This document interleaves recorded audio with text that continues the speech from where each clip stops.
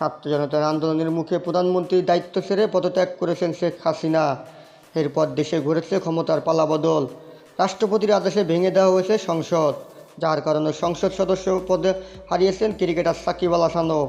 এমন পরিস্থিতিতে টাইগার সাবেক অধিনায়ক দেশে ফিরবেন কিনা তা নিয়ে গুঞ্জন শুরু হয়েছে চারদিকে। আওয়ামী লীগ ক্ষমতা ছাড়ার পর থেকে নানা জায়গায় সংসদ সদস্যের বাড়িতে হামলা হচ্ছে, তাদের জীবনের নিরাপত্তাও পাওয়া যাচ্ছে না, অনেকেই পালিয়ে বেড়াচ্ছেন। এই অবস্থা সাকিব আল হাসান কানাডার গ্লোবাল টি-20 লিগে খেলছেন। সামনে রয়েছে পাকিস্তান সফর, সাকিব কবে ফিরবেন দেশে? বুধবার বিসিবিতে গণমাধ্যমের মুখোমুখি হয়ে সাকিব ইস্যুতে বিসিবির ক্রিকেট পরিচালনা বিভাগের ইনচার্জ শাহরিয়ার নাফিস কথা বলেছেন। সাকিব আল হাসানের আগামী 12 আগস্ট পর্যন্ত অনাপত্তি ও এনওসি রয়েছেন।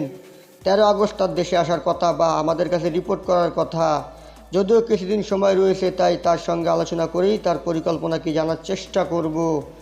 সংসদ সদস্যের বেশিরভাগই দেশ ছেড়েছেন অথবা ওই চেষ্টাই করছেন। সাকিবের নিরাপত্তার ক্ষেত্রে কি আলাদা নজর দেবে বিসিবি, এমন প্রশ্ন করা হয়েছিল শাহরিয়ার নাফিসকে। জবাবে শাহরিয়ার নাফিস বলেন, নিরাপত্তা ইস্যু তো সাকিব নয়, সবার জন্যই রয়েছেন। সাকিব আল হাসান একজন ক্রিকেটার।